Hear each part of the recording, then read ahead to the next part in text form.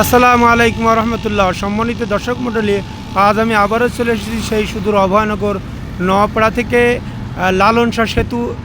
দেখেন লালন শাহ সেতুর পাশে কত সুন্দর দৃশ্য।